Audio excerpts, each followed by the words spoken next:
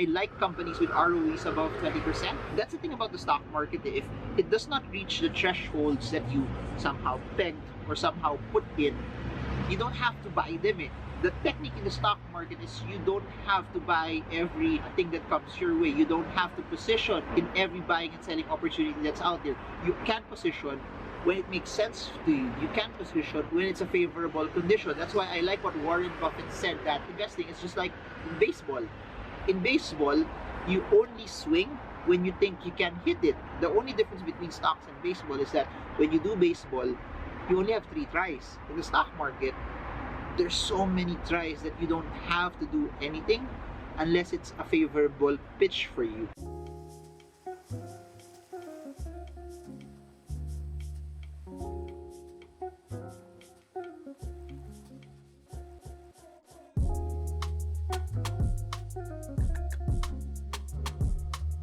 Hey guys, so in this video, I want to talk about 5 financial ratios that will help you analyze the stock market. So please do note this also, that there's a big difference with fundamental analysis versus technical analysis. When we're talking about fundamentals, we're studying the company as a whole, and we're looking at technical analysis, we're just basing it on price action.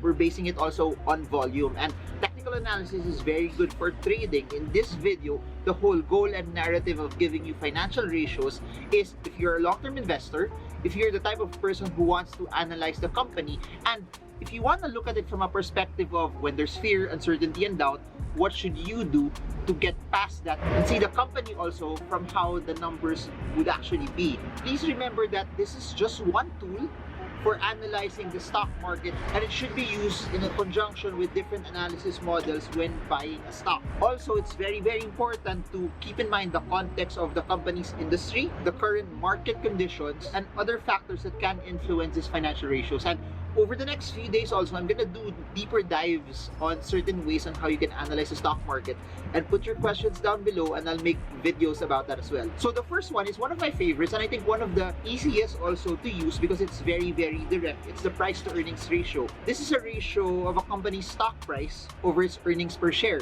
It's used whether to determine if a stock is overvalued, aka expensive, or undervalued, aka cheap. So the lower the P ratio, the better it would actually be, or the cheaper it is. You also have to realize that there are some stocks that their PE ratio has been battered and has been very low for a very long time already. No matter if it looks attractive, historically also, they haven't really done much, and there's a reason why they are very cheap. And also, there are some stocks that have been historically expensive, but there's a reason why they're expensive and there's a premium off of it. And please remember the formula, price to earnings ratio, price over earnings per share.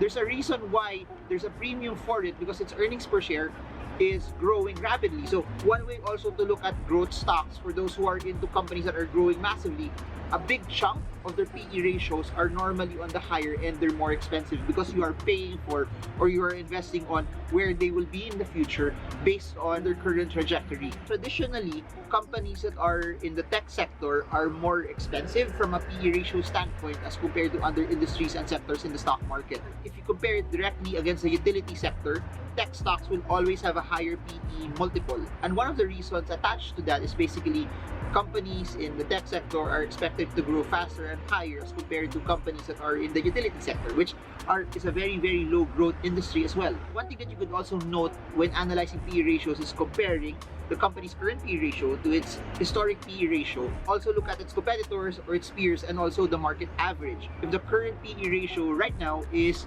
higher than its historical PE ratio, then you could actually say that it's more expensive against its history. Or if it's lower up against its history, you could also say now that it's currently cheaper, and it constitutes also saying that okay, it's lower, it's cheaper, it might be worth buying also. And the same way also, as you compare it to its competitors, its peers, and the market, if the PE ratio of the stock that you're trying to analyze is higher than that, then you could make an assumption also that it's considered to be more expensive. In the same way, if it's lower than the market, its peers, or its competitors, in conjunction to that it's actually cheaper as well. Second is price to book ratio. So if you look at it, price to earnings ratio, PE, it's price over earnings per share. For price to book, it's basically the price of the stock divided by the book value of the stock. Similar though to the PE ratio, the higher the PB ratio, the more expensive it is. The lower the PB ratio, the cheaper it is as well. So similar to PE ratios as well, there's a lot of online resources. It's easy for you to be able to find information about it on the disclosures, the ratings, and also the values of the PB ratios of the company as well. So if you look at it also, what I first mentioned are valuation ratios. PE ratio is comparing the price up against its earnings per share. PB ratio is comparing it based on its book value or the assets that the company has. So there are times also that there are companies that have a lot of assets, there's not a lot of earnings going on, or maybe on that particular year the company got hit financially or their sales got hit, that they're not earning as much, but because they're asset rich, it makes the company valuable as well. Please do remember that a lot of companies also borrow money.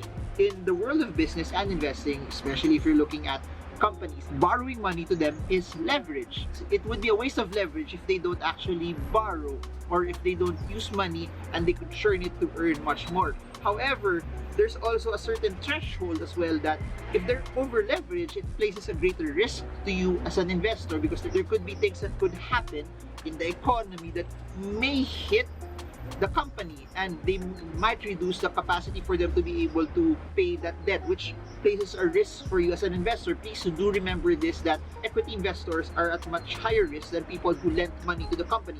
People who lend money to the company are often repaid first than equity investors. That's why there's a greater amount of risk. One way for you to be able to determine that is to look at this third ratio. It's a debt to equity ratio. It's a ratio that compares the company's debt to equity, and it's used to determine how much debt the company has relative to equity. So the lower the debt to equity ratio is, the more favorable it would be for you. I actually personally like a threshold of 1. The lower you are from 1 from a DE ratio perspective, the better. The higher you are from 1, the higher the risk that you may have for that company should things not go the way that they plan to go. So please do remember that companies borrow because they want to expand, or they have a bet on something, or they want to grow. But however, there are times also in seasons that it doesn't go the way they want it to go. The higher their debt to equity ratio places them at a certain risk. I normally look at companies that the PE ratio is lower, the PEB ratio is also lower, and the debt to equity ratio is also lower as well. Number 4, let's talk about the current ratio. It's the company's current assets to its liabilities, and this is used to determine its ability to meet its short-term obligations. So the debt to equity ratio measures the debt versus the equity. This one is to check if the company has enough assets to cover the liabilities that they have. So what's nice about a piece of land, a factory, they can't really flip that if they would need to pay something in the next 90 days. So that if sales are not as good as what they want it to be, do they have enough liquidity to be able to settle their obligations? And I think over the pandemic, I think that's something that's very, very relevant to a lot of investors, that the companies that were liquid enough were the ones that were not just able to stay afloat, but they were also able to take advantage of opportunities that came their way as well. Lastly is ROE, or return on equity. It's one of my favorites, a ratio that measures the company's profitability by comparing its net income to shareholders' equity. It's used to determine the company's ability to generate profits off of shareholders. The higher the ROE, the better. I like companies with ROEs above 20%. That's the thing about the stock market. If it does not reach the thresholds that you somehow pegged or somehow put in, you don't have to buy them in. The technique in the stock market is you don't have to buy everything that comes your way. You don't have to position in every buying and selling opportunity that's out there. You can position when it makes sense to you. You can position when it's a favorable condition. That's why I like what Warren Buffett said, that investing is just like in baseball. In baseball, you only swing when you think you can hit it. The only difference between stocks and baseball is that when you do baseball, you only have 3 tries. In the stock market, there's so many tries that you don't have to do anything unless it's a favorable pitch for you. So that's how you marry these ratios together. You want something that's cheap via PE ratio and PB ratio standpoint. You want a company that has enough assets to be able to take care of its short-term liabilities. You want a company also that's not too leveraged, and you can look at that via its debt to equity ratio. And you want a company that's profitable by looking at its ROE as well. So these are just 5 ratios. If you guys have any questions about this, put it in the comment section below. And my suggestion is this: go through some companies that you currently own right now, look at it, list it down, see if those companies meet the characteristics that we've placed in, or also check the companies that you're actually planning to buy and see if those companies fit the characteristics also that you want as well.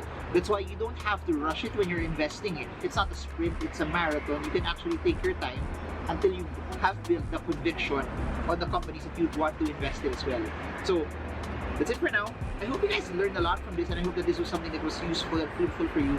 Marvin Germo, I hope this video helps you trade well, trade strong, trade smart. If you want to know anything about me, check it out in the description below as well. See you all again soon, and God bless you all.